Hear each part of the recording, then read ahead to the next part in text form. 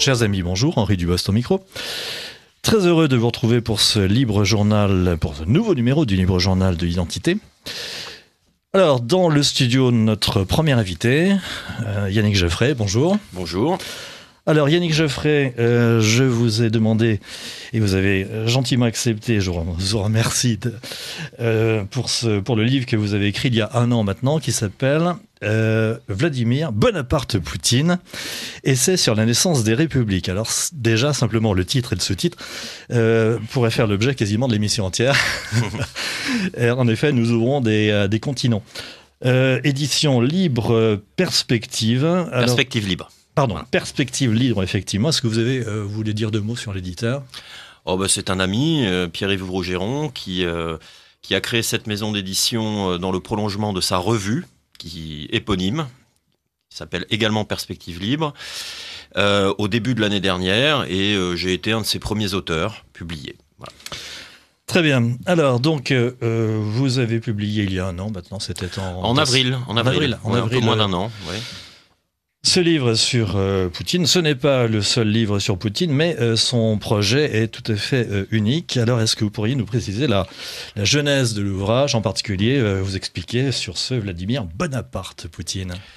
Oui, alors d'abord, quant à la nature même de l'ouvrage, il est hybride et je l'ai voulu ainsi, c'est-à-dire que il y a des éléments de philosophie politique. Je suis moi-même professeur de philosophie. Il y a une dimension d'essai, c'est-à-dire que il ne s'agit pas d'une thèse universitaire, même si ça peut en présenter les caractères par endroits. C'est parfois un pamphlet, puisque j'y prends la liberté complète de l'essayiste, y compris dans le ton. Et puis enfin, il y a des portraits, des éléments de biographie. Oui, il y a quelques mois, il y a eu une émission ici même sur Poutine, où mon livre avait été évoqué, et certains des intervenants avaient indiqué que ça n'était pas une biographie. C'en est aussi une. C'est-à-dire que je crois avoir rassemblé... Il y a des éléments biographiques. Voilà, je crois avoir rassemblé, si vous voulez, toutes les données disponibles sur un personnage très secret, dont l'entourage est lui-même discret, et à l'égard duquel nous disposons, somme toute, d'assez peu de données. En nombre suffisant toutefois pour en faire un portrait politique, c'est ce que j'ai voulu faire, dans un billard à 3 bandes où... un jeu de miroir réfléchissant qui mène de la Russie de Poutine à la France consulaire, Bonaparte, je vais venir dans un instant, jusqu'à nous, puisqu'il s'agissait pour moi la France contemporaine, de parler de nous et de notre situation politique. Alors, la comparaison avec Bonaparte, ou l'analogie plutôt, avec Bonaparte me paraissait efficace et suggestive pour penser nos situations respectives à la France et à la Russie.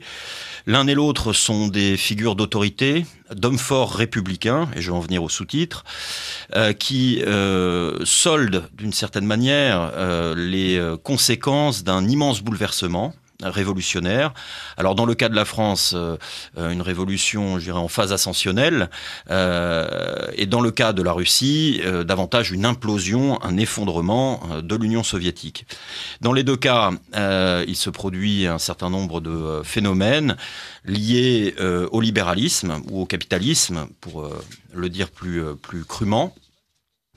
Des effets de désorganisation de l'État, je crois qu'on y reviendra ultérieurement. Effectivement, c'est un point important de votre ouvrage. Voilà.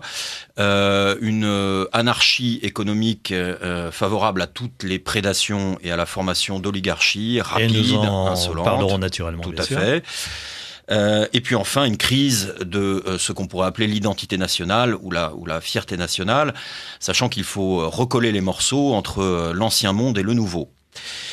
Quant au sous-titre « Essai sur la naissance des républiques », j'ai voulu, étant républicain moi-même, redonner un sens substantiel à ce terme. Parce qu'aujourd'hui, le mot « république » paraît signifier au mieux état de droit, démocratie libérale, au pire, corpus de valeurs, si j'ose dire, ou d'anti-valeurs libérales libertaires. Quand on entend Najat Vallaud-Belkacem, Manuel Valls et d'autres, d'ailleurs même de... Qui n'a que ce mot-là à la bouche, oui, valeur bien de la évidemment, République. Valeur de la République, c'est une sorte de mantra, d'incantation, qui fait perdre le sens substantiel du terme, et c'est pourquoi j'ai voulu remonter à la source historique, à savoir à l'Antiquité. Donc il y a toute une partie de l'ouvrage qui s'intitule « Poutine de l'Antiquité ». l'Antiquité à nos jours. Car en effet, qu'est-ce que c'est que la République au sens donc substantiel et consistant du terme ? Si on s'en tient au plan constitutionnel, c'est simplement le contraire d'une monarchie, mais ce serait un peu sommaire. En réalité, c'est ce moment inouï dans l'histoire où un corps civique se constitue qui prend en charge son propre destin, qui, au fond, ne réserve plus le pouvoir à une sorte de sommet de la pyramide où règne une dynastie elle-même entourée ou nimbée d'une sacralité qui, au fond, eh bien, fait échapper le pouvoir à la raison commune. Ce pouvoir, donc, dans les premières cités grecques, qui sont des aristocraties, d'ailleurs il faut le répéter, il n'y a pas d'identité absolue entre république et démocratie, c'est peut-être un point que j'aurai l'occasion d'aborder une autre fois au cours de notre entretien. C'est ce moment où un corps civique se constitue sur fond d'égalité juridique, plus ou moins étendue d'ailleurs, encore une fois, ça peut être une aristocratie, on glisse vers la démocratie à Athènes, et prend en main son propre destin sur fond d'égalité civique, mais aussi de ressemblance culturelle. C'est un point extrêmement important. Les Athéniens sont des citoyens égaux, en tout cas pour ceux qui jouissent effectivement du droit de cité, mais ce sont aussi des semblables, qui se définissent comme Grecs, comme Athéniens. Donc de ce point de vue-là, la République, c'est d'abord l'autonomie, voire l'autarcie, au sens de l'indépendance d'un corps civique, entouré de frontières. Donc il n'y a pas de république sans frontières, ça n'a pas de sens. Par conséquent, l'élément national, dirions-nous en langage moderne, est essentiel pour définir la République. Alors ensuite, quant à la dévolution du pouvoir, et j'en viens à Vladimir Bonaparte-Poutine, on peut trouver des formes mixtes. Je ne vais pas reprendre point par point la classification des régimes opérée par Aristote. Mais enfin, la République, c'est le régime dit constitutionnel pour lui, mais qui admet des éléments, qui peut très bien admettre des éléments aristocratiques et démocratiques, une sorte d'ensemble mixte. Et c'est, je crois, ce qui se produit pour la France consulaire, dont nous héritons à travers la constitution de la Ve République, à savoir un régime, on le dit souvent pour le critiquer, monarcho-républicain, avec un pouvoir exécutif aux prérogatives larges et aux moyens de puissance importants, qui vise précisément à défendre cette indépendance de la cité vis-à-vis de l'extérieur, que j'évoquais tout à l'heure, autour des frontières, cet élément de souveraineté essentiel, et avec pour moteur quelque chose comme un principe aristocratique au sens étymologique, à savoir la vertu civique, alors qui descend dans le peuple. La vertu au sens du citoyen soldat, du citoyen, parce que ça aussi, ce terme de citoyen est galvaudé aujourd'hui. On parle de, citoyenneté à la cantine, citoyenneté dans le bus. En réalité, c'est bien plus exigeant dans l'histoire antique et jusqu'à l'humanisme civique de Machiavel. C'est vraiment le dévouement pour la patrie jusqu'au sacrifice. C'est le citoyen soldat. Donc, il me semble que le point commun entre Bonaparte et Poutine, c'est d'être des figures d'hommes forts républicains dont la légitimité est charismatique, pas traditionnelle, ce ne sont pas des rois, donc c'est pas le principe de l'hérédité ou de la dynastie, qui dans des circonstances extraordinaires, rétablissent l'ordre public, rétablissent l'État dans son assiette et dans son fondement. Et en ce sens, ce que je voulais aussi, c'est nous rappeler ce lien entre la République, corpus de valeurs certes, mais également corps civique, et la force, la puissance. C'est-à-dire qu'il n'y a pas d'état de droit sans État, et sans État fort. Et c'est précisément ce que les Russes ont enduré dans les années 90, ce que la France post-révolutionnaire a également connu dans les années 1790. Et c'est en ce sens que ces deux figures d'hommes forts républicains, charismatiques, me paraissaient de nature à nous penser à travers la Russie. Alors, Yannick Jeffrey, je ne pense pas qu'on puisse vous taxer de poutinolâtrie, mais on sent quand même une sympathie très vive de votre part pour le personnage, dont il faut dire que le discours tranche un peu sur celui très aseptisé des chancelleries. Vous avez quelques bons mots à nous rappeler qui fondent un peu le personnage. Oh oui, alors quant à la sympathie, je l'assume parfaitement. Je dois dire qu'elle est teintée aussi de dépression politique. Quand je vois l'état de nos élites, effectivement, le contraste avec Poutine est saisissant, et il m'avait semblé d'ailleurs de façon plus profonde que dans les années 2000, il y avait deux figures qui, face à l'hégémonie américaine, à l'expansion sans partage de la mondialisation financière, il y a deux figures politiques dans le monde qui étaient de nature à rétablir la capacité politique des peuples. C'est Poutine et Chavez dans le contexte latino-américain. Alors donc cette sympathie, j'en fais pas mystère, sans effectivement aucune idolâtrie particulière. Alors vous me demandez d'évoquer effectivement le style du personnage. C'est un style très particulier qui tranche par rapport à. On ne s'ennuie jamais avec Vladimir Vladimirovitch. Qui nous replonge dans des racines assez gaulliennes. Les conférences de presse du général c'était des spectacles quand même. Oui. Bah, disons que au sens noble du terme. Il a un verbe sans doute moins classique en russe que celui du général, mais un verbe net, clair.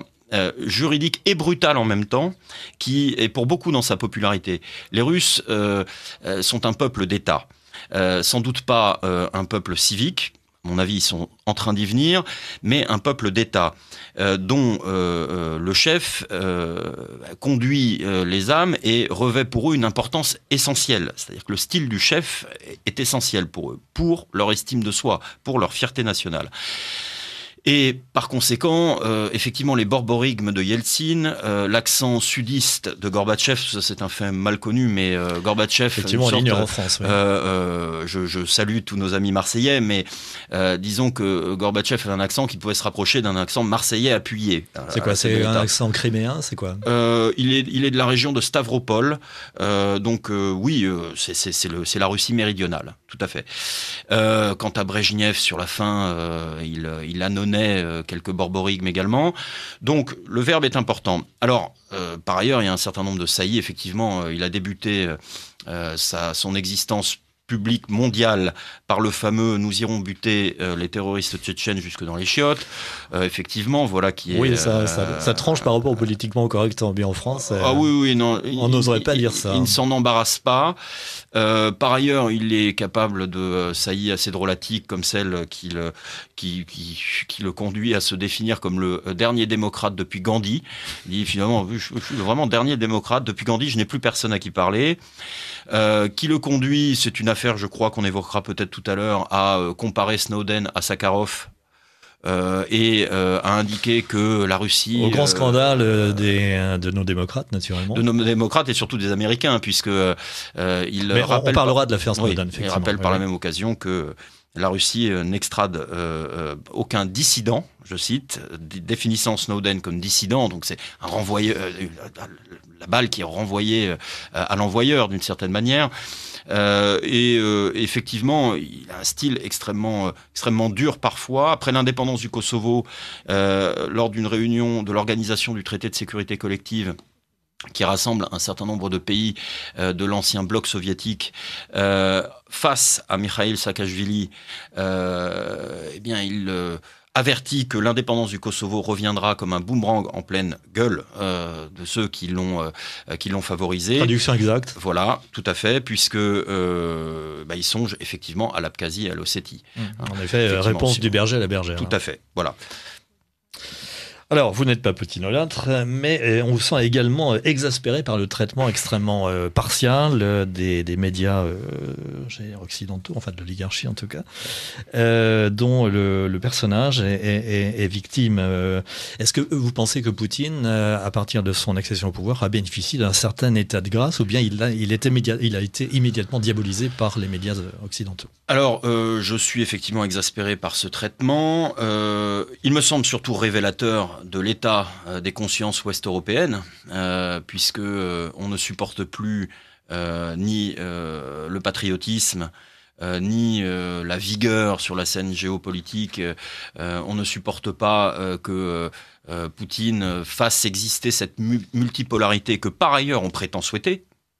Mais une multipolarité sans pluralité de puissance, ça n'a pas de sens. C'est-à-dire une multipolarité pilotée par l'axe atlantiste, c'est une contradiction dans les termes. Enfin, une multipolarité économique, puisqu'il y a l'émergence de la Chine et de l'Inde qui forment effectivement deux pôles importants. Alors celle-là dérange beaucoup moins en effet les tenants du nouvel ordre mondial, pour reprendre l'expression de George Bush père.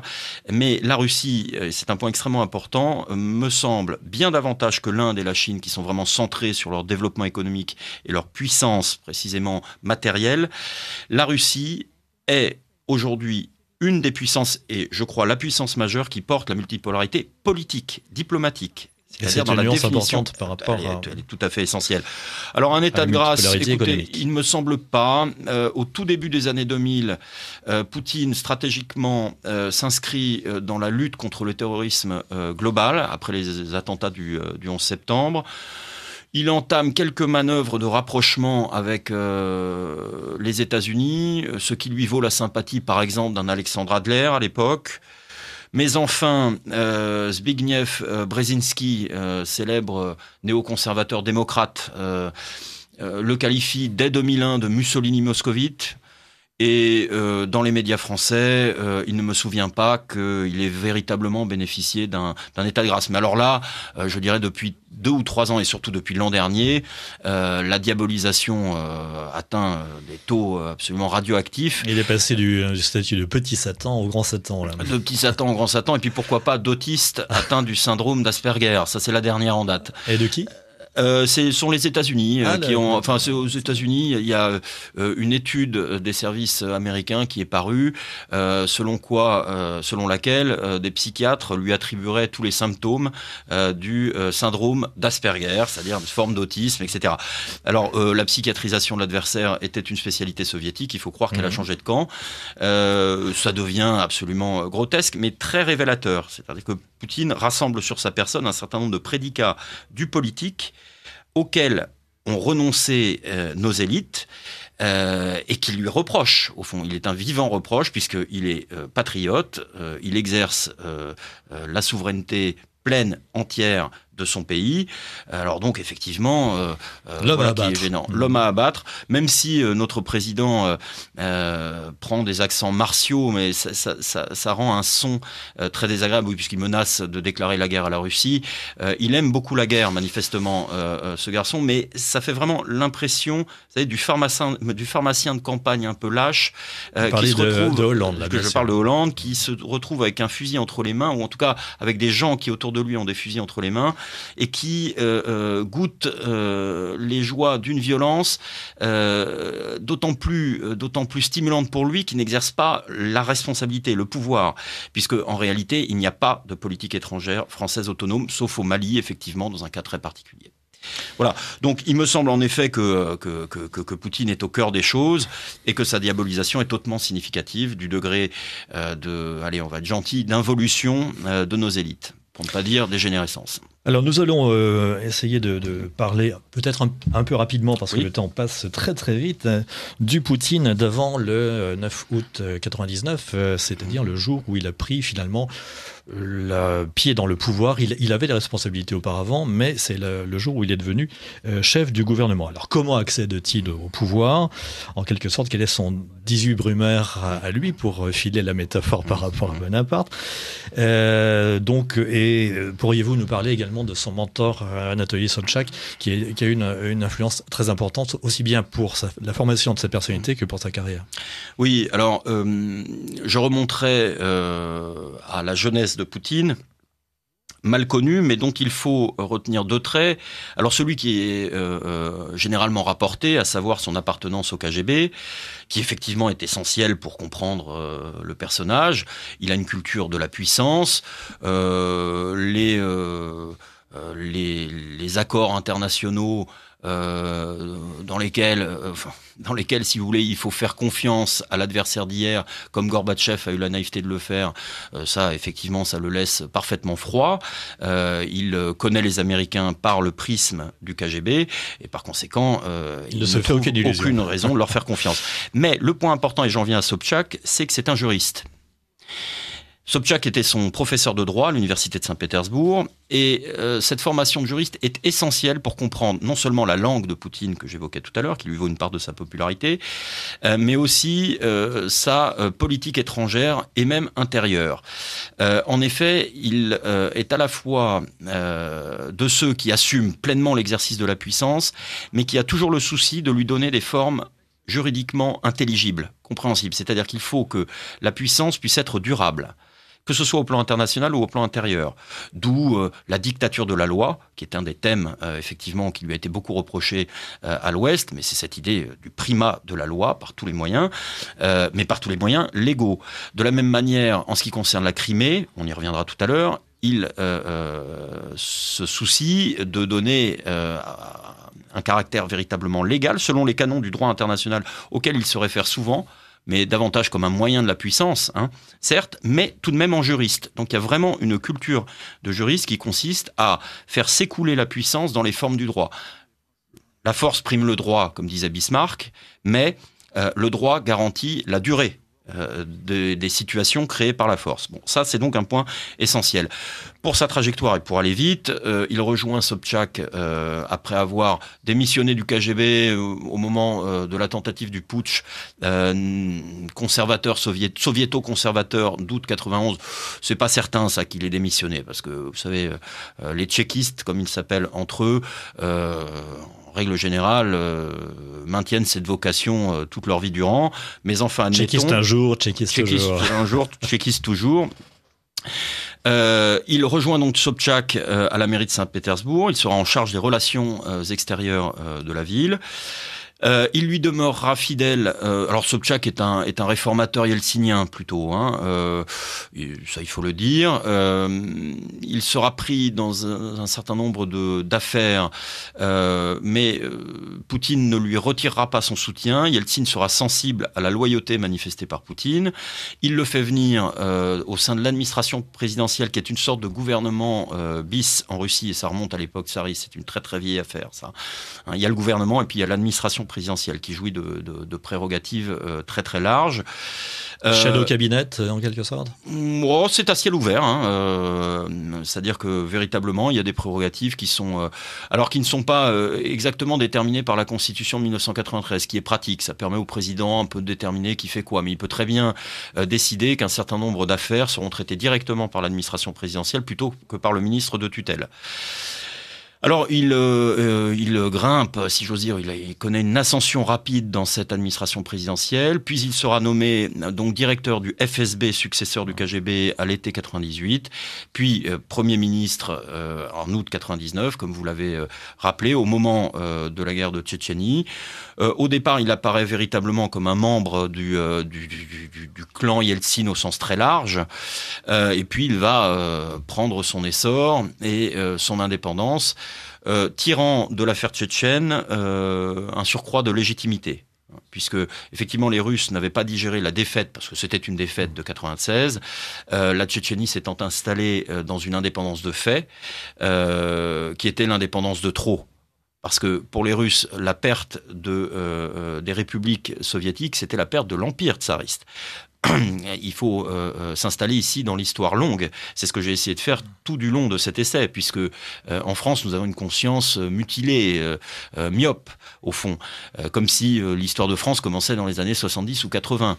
Bon, eh bien, les Russes c'est un peuple d'historiens, qui est un peuple de lecteurs, qui lit beaucoup l'histoire, la mémoire longue. Bon, donc ça a été très très durement ressenti, d'autant que 25 millions de Russes se trouvent désormais donc hors des frontières de la Fédération de Russie.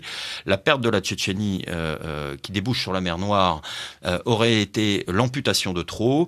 Poutine règle au cours d'une guerre sale, mais quand on dit ça, bien évidemment, toutes les guerres le sont, y compris celles menées par les coalitions atlantistes, règle la question en 3 ans, quasiment, de manière assez intelligente d'ailleurs, parce qu'il la tchétchénise, peut-être y reviendra-t-on dans quelques instants. C'est donc en réalité une figure qui semble au départ relativement terne, c'est ainsi qu'il est jugé une sorte d'apparatchik de la Nouvelle-Russie, et puis il va révéler des qualités d'homme d'État qui vont se donner à voir assez vite, en fait, dès l'année 2000. Il réunit les oligarques en juillet, il leur dit en substance... nous allons parler effectivement de la crise des oligarques, effectivement. Alors en effet, quand Poutine succède à Yeltsin, la Russie est au plus bas, c'est la moindre des choses de le dire. Donc les années 90 ont été absolument calamiteuses. Nous avons assisté donc les Russes ont assisté à l'invasion de l'économie russe. Les forces centrifuges, vous en avez parlé au niveau des républiques, sont à l'œuvre. Fukuyama avait proposé la fin de l'histoire et on avait l'impression qu'effectivement l'histoire était terminée avec une place sans partage de l'hyperpuissante, et puis ces puissances américaines.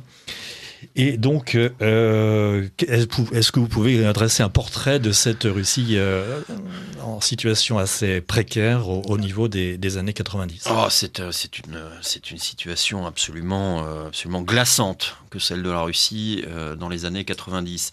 Alors, il ne s'agit pas, bien évidemment, de céder à une soviéto-nostalgie.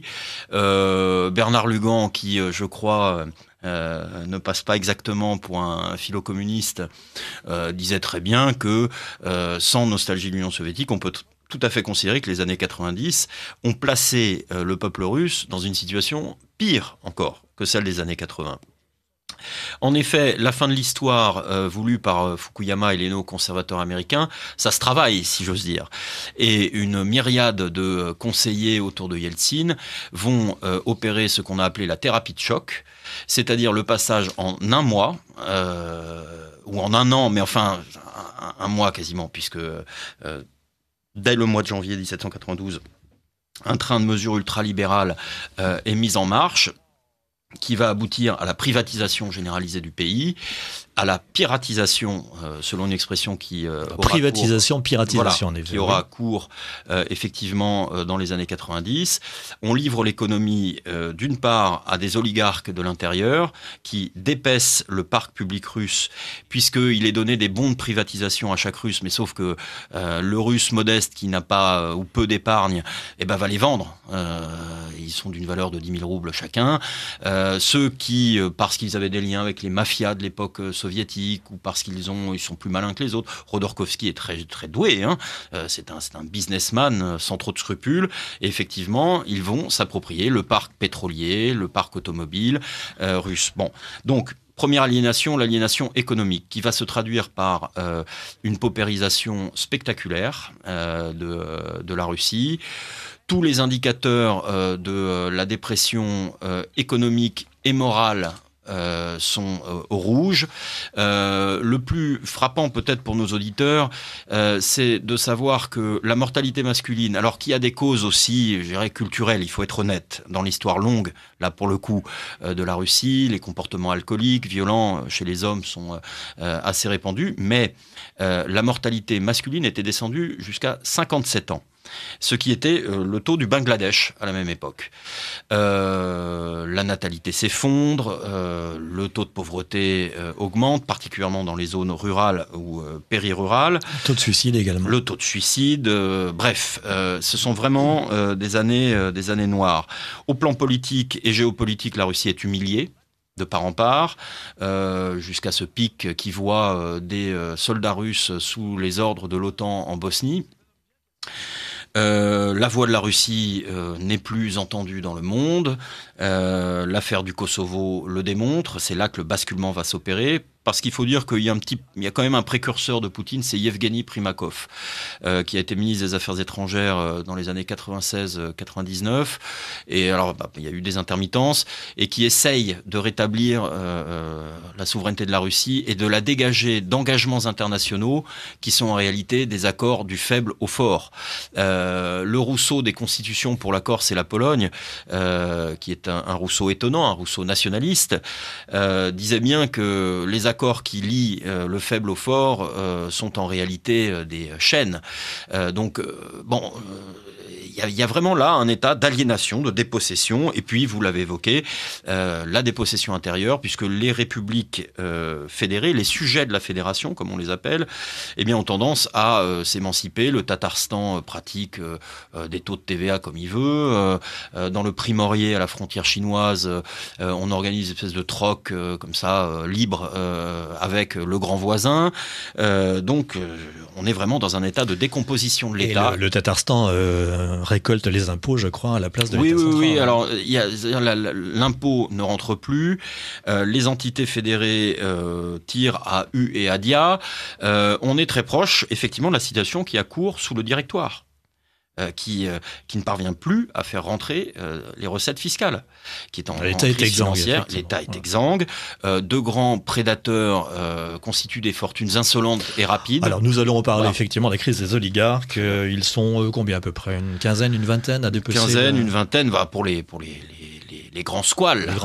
Car en effet, il y a eu des petits squales également. Ah oui, à l'échelon local. C'est d'ailleurs sans doute ce qui... il faut être précis à cet égard.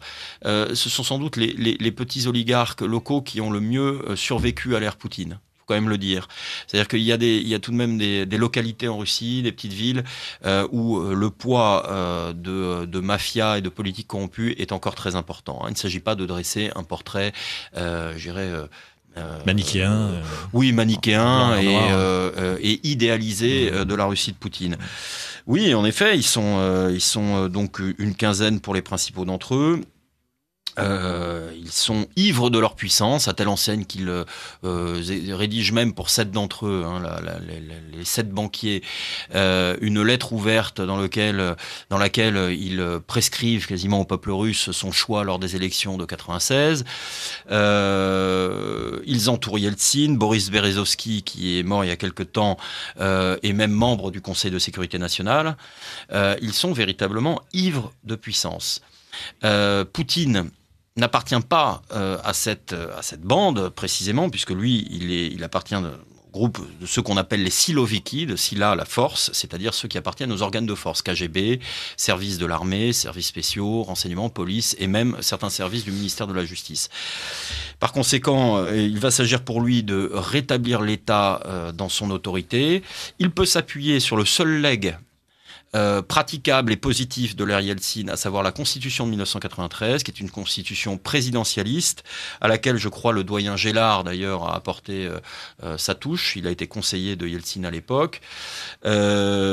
Constitution franco-américaine, disons dans l'esprit. Il y a des éléments du présidentialisme français, du présidentialisme américain, qui va lui permettre d'actionner un certain nombre de leviers pour restaurer l'autorité de l'État. Quant aux oligarques, j'ai évoqué tout à l'heure la réunion de juillet 2000. Il leur pose les termes d'un contrat très simple.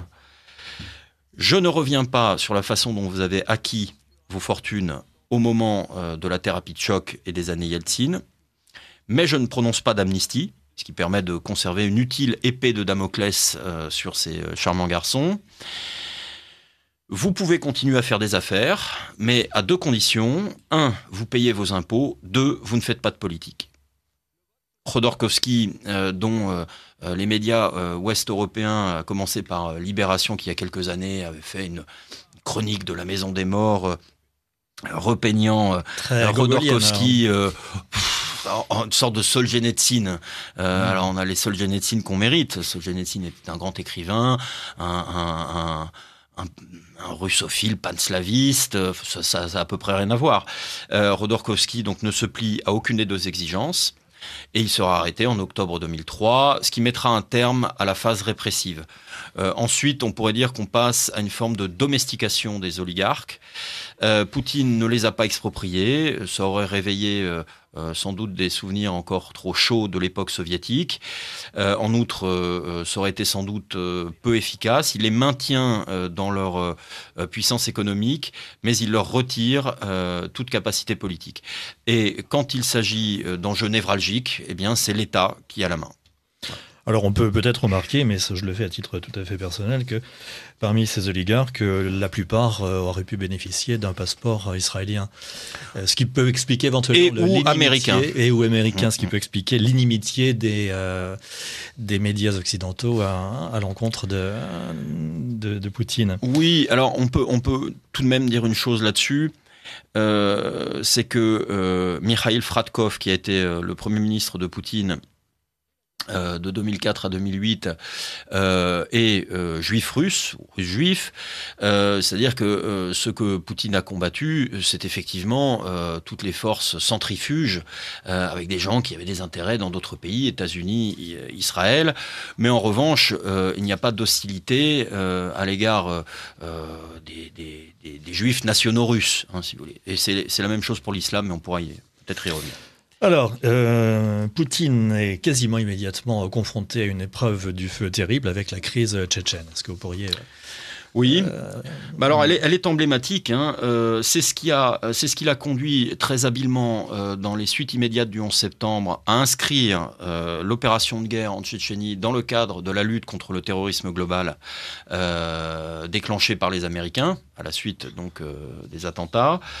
C'est hautement significatif puisqu'au fond, en Tchétchénie, il y a deux islams au moment des deux guerres de Tchétchénie.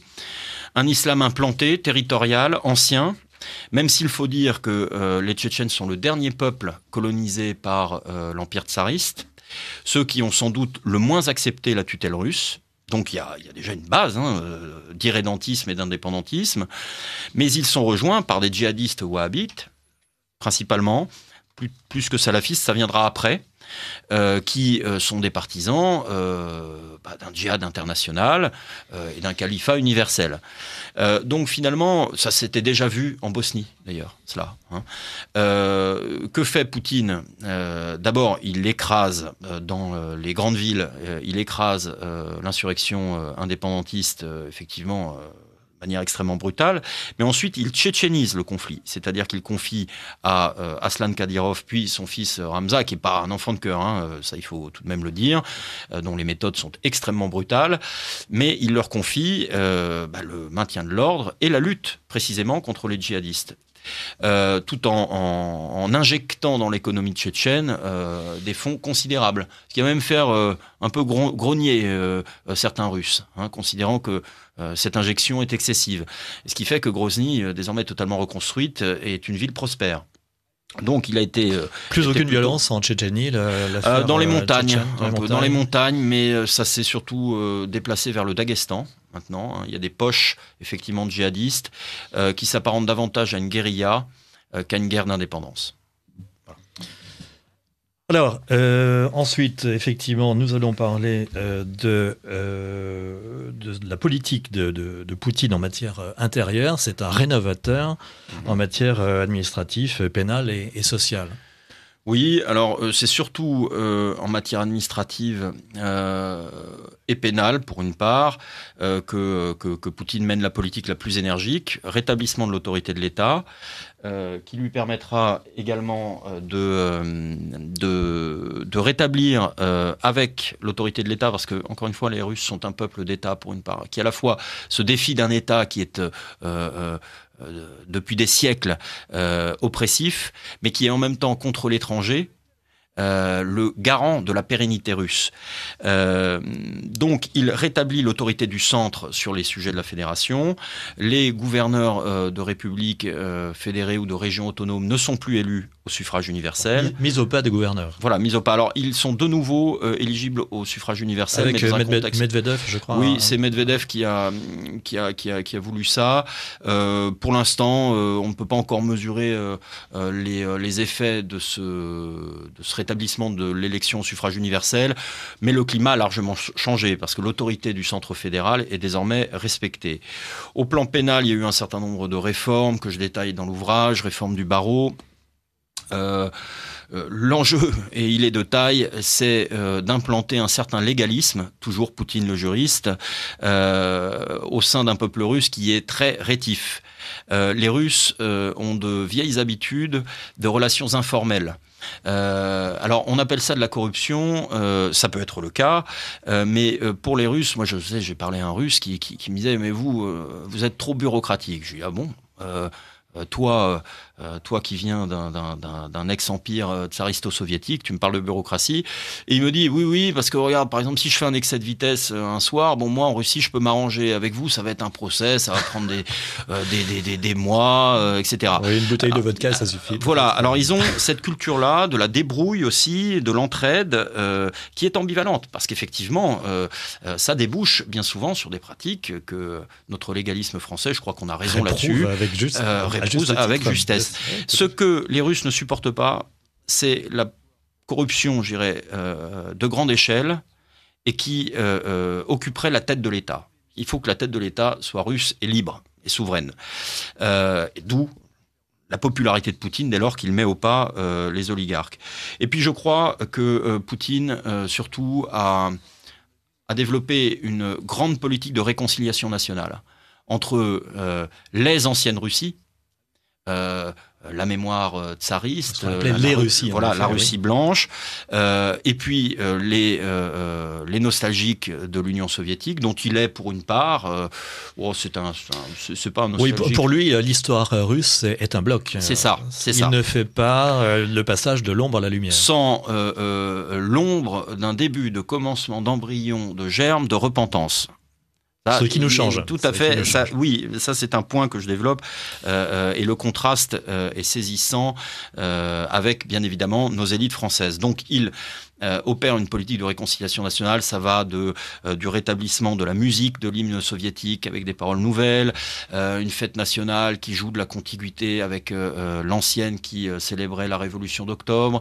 Il va, par exemple, aux obsèques du général blanc Dénikine, mais il valorise aussi Solzhenitsyn, Vysotsky, dissident de l'époque soviétique, mais très populaire, enfin dissident, plutôt artiste underground. Oula, je viens de commettre une faute. Oui, c'est pas grave, le cochon vous pardonne. Voilà. Et donc il y a vraiment une volonté. Il rétablit les armes impériales, effectivement, sur le drapeau de la fédération. Il y a véritablement là, une politique syncrétique de réconciliation nationale. Il s'agit de faire valoir désormais la valeur suprême de la patrie russe.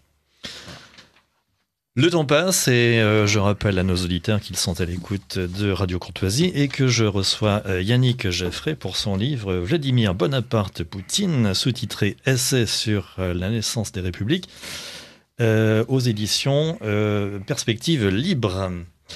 Alors, la géopolitique de Poutine, donc il y a des constantes, naturellement, et c'est une géopolitique teintée d'un certain pragmatisme.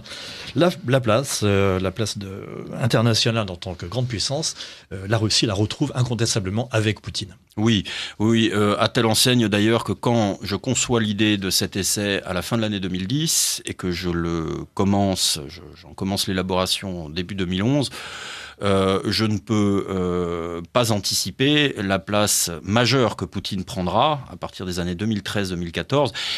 Il est déjà, à cette époque-là, en 2010, alors qu'il est Premier ministre de Medvedev et probable président de retour au pouvoir en mars 2012, il est déjà pour moi une figure historique majeure. Mais cette dimension-là s'est encore affirmée dans les crises récentes.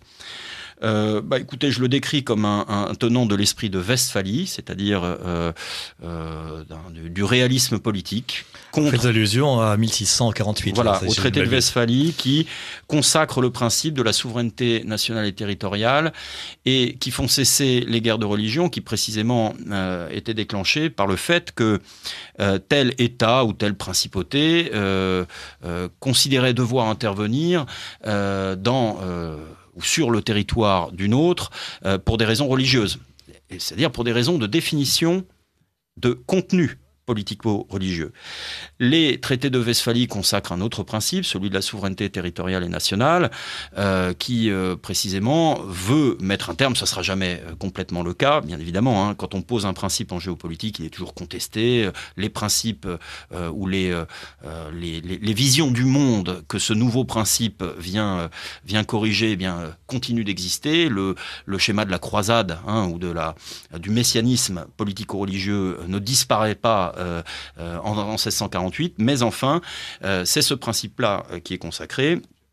Poutine est un tenant de cette souveraineté-là, de cette souveraineté stato-territoriale, et par conséquent, je crois que c'est ce qu'il fait valoir dans ces années 2000, marquées par l'hégémonie américaine et par la volonté, finalement, d'en finir avec l'histoire, c'est-à-dire d'en finir avec la pluralité. De ne vouloir concevoir qu'un seul monde dans lequel il y aura des méchants, les rogue states, les États voyous. Poutine est parfaitement étranger à cette représentation du monde, ce qui fait aussi qu'il rompt avec le messianisme de l'époque soviétique, bien évidemment, puisque la Russie a connu son propre messianisme. Messianisme orthodoxe d'abord, puis prolétarien, si l'on peut dire. C'est en ce sens d'ailleurs, je crois, au risque de décevoir peut-être certains de nos auditeurs, qu'il n'y a pas à proprement parler de politique orthodoxe de Poutine. Même s'il y a des sympathies civilisationnelles, je vais en dire un mot, parce que ce réalisme politique-là n'est pas exclusif de la prise en compte d'un certain nombre de convergences ou de sympathies civilisationnelles, qui permet sans doute de mieux se comprendre d'un pays à l'autre. Et je crois que la France, d'ailleurs, a intérêt à réactiver, à renouveler son amitié séculaire pour la Russie.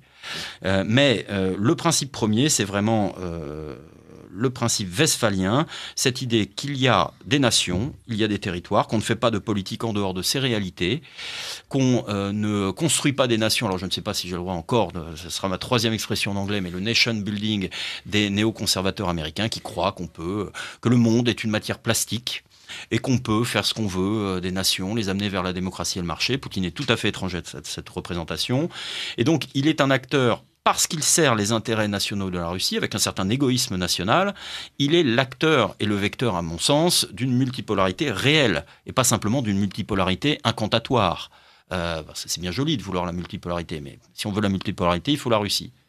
Et puis d'autres pays d'ailleurs, pas uniquement la Russie. Donc il me semble que... Oui, je vous en prie. Le temps passe, Yannick Geoffrey, je suis navré, mais j'aimerais que vous entendre sur la crise criméenne, qui était une crise récente et qui a été un point de friction très important entre le monde occidental, emmené par les États-Unis, et la Russie. Est-ce que je peux vous entendre sur ce point ? Oui, écoutez, avec crise... les auditeurs de Radio Courtoisie, naturellement. Tout à fait.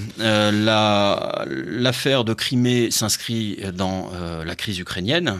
La crise ukrainienne est emblématique de ce que les États-Unis n'ont jamais renoncé à leur politique d'endiguement de la Russie.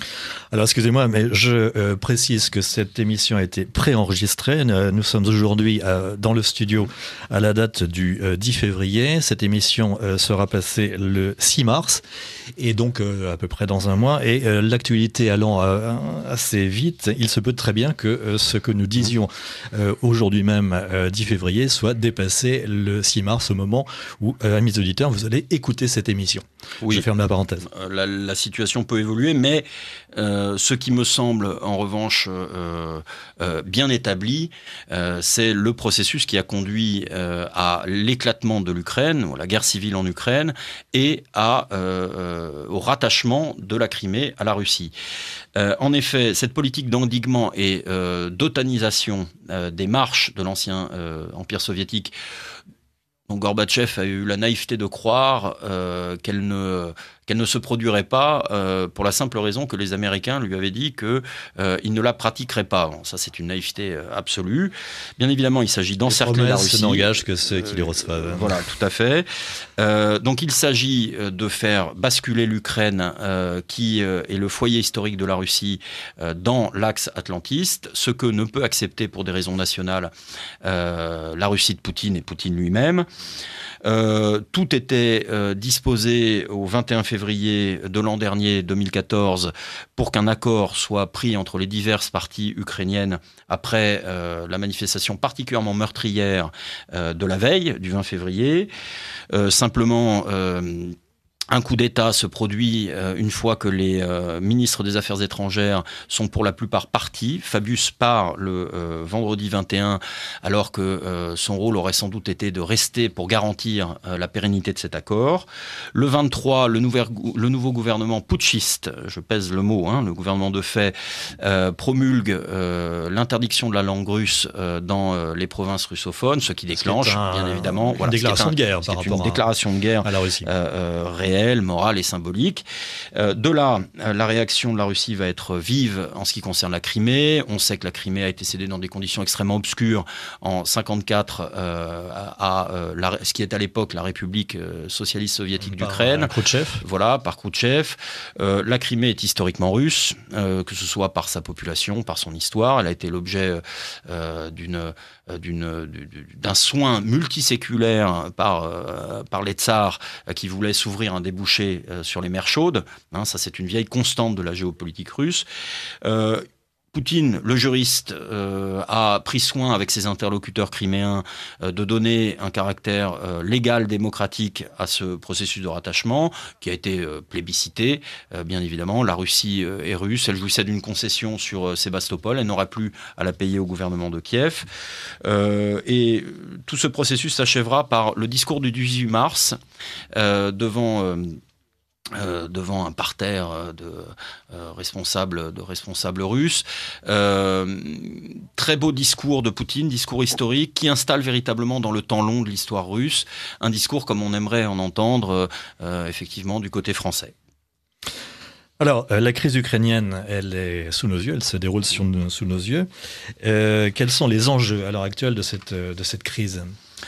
Comme je le disais, je crois qu'il y a un projet de domination globale du côté atlantiste, dont on peut regretter, alors bien qu'il y ait une sorte de modération là ces tout derniers jours du côté de Merkel, en tout cas, pas du côté d'Hollande, qui prétend déclarer la guerre à la Russie. Encore une fois, c'est vraiment la figure. L'effet Charlie s'estompe. Peut-être que le brave garçon a besoin d'autres. Une cause de substitution oui.